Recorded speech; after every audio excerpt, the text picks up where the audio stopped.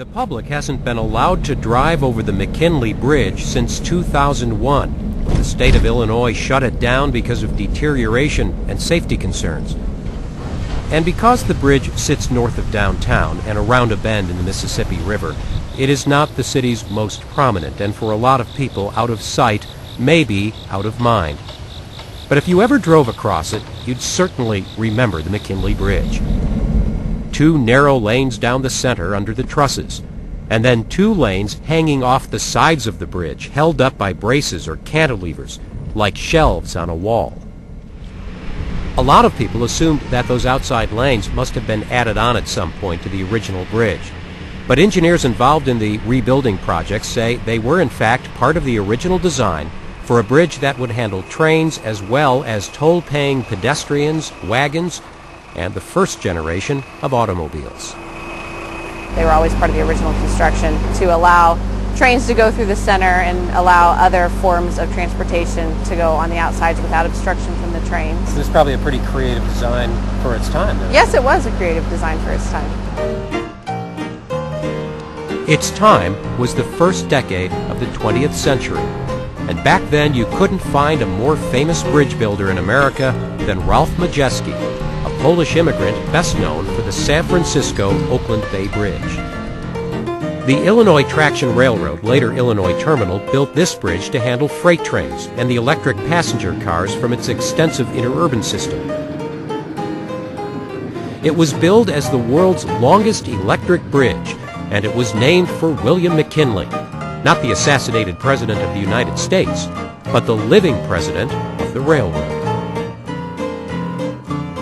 The grand opening in November of 1910 was a big event with parades and fireworks. This was, after all, just the 3rd bridge crossing the Mississippi River at St. Louis, and the governors of Illinois and Missouri met in the middle to shake hands and to praise the joining together of 2 great industrial areas, the Tri-Cities, Venice, Madison, and Granite City in Illinois, and St. Louis's North Riverfront.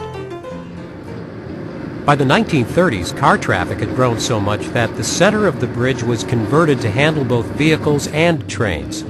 The Illinois Terminal continued to run its electric commuter cars from the Metro East across the bridge and right into downtown St. Louis until it stopped service in 1958. And then it sold the bridge to the city of Venice, Illinois, which figured that the revenue from the tolls would pay operating costs, pay off the loan, and maybe make a little profit. They figured wrong. When the Illinois Department of Transportation said the bridge was unsafe and ordered it closed in 2001, the city of Venice was unable to pay for the repairs, and it still owed money on the bonds. But the bridge was still seen as important to the area's commuter traffic and to future development along the Route 3 corridor in the Metro East. And a complicated deal was worked out involving state and local governments to pay off Venice's outstanding debt, and for Illinois and Missouri to take over responsibility of operating and maintaining the bridge. And then the work began. When you see what they've removed from the old McKinley Bridge, you get a pretty good idea of why it had to be shut down. This is the surface of one of those outside lanes, and this here, this is the beam that was holding it up. It is those outside lanes that are getting the most attention. Crews first remove all of the roadway surface, which, with quite a bit of effort, comes off in sections. Then, hanging off the side of the bridge, workers use cutting torches to slice off each of the triangular supports, which are then lifted out and sent off to the scrap heap. Brand new supports, pretty much matching the originals, have been made, and they'll be bolted into place to support the rebuilt outside lanes.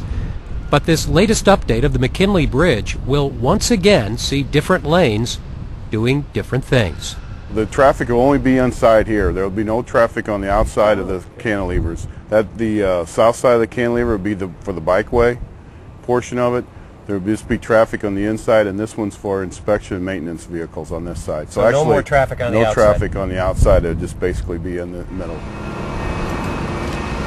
They will be doing some work on the center lanes, but that part of the bridge has held up pretty well over its 90-plus years. This is the railroad portion, so it's, you know, it's designed for railroad loads versus car loads. So this is a pretty stout area right here. As far as bridges go, I know this is an old bridge, but is it a solid bridge, a well-built bridge? Sure, yes. Trusses are, you know, normally good solid structures, so, you know, eye appealing isn't there, but it's still pretty good sound structure.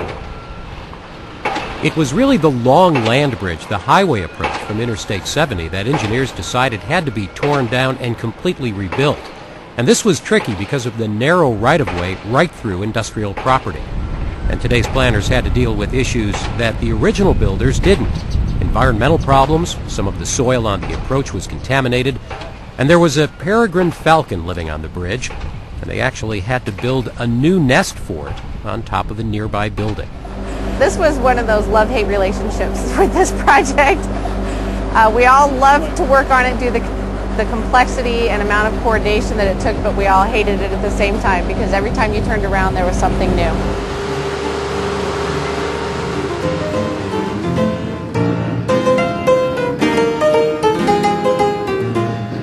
If all goes as scheduled, in the fall of 2007, this bridge will be reopened to cars, trucks, bicycles, and for the first time in a long time, those who choose to cross the river by foot. And 3 years after the reopening, St. Louis's newest bridge will turn 100 years old.